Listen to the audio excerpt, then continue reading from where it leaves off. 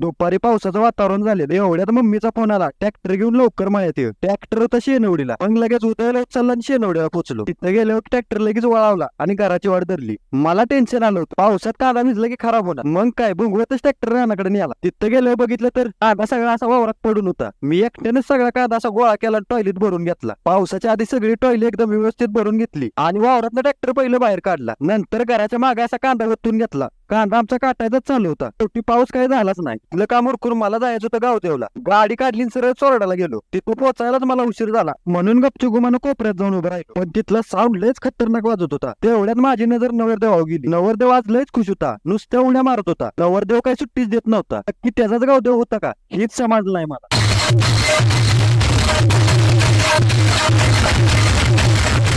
एवढ्यात मला अध्यक्ष दिसलं. अध्यक्ष काही सुट्टीच देत नव्हतं. वडूच्या जोडीदाराने मार्केटच जाम केलं. नुसता धिंगाणा घातला, राडाच केला बघा.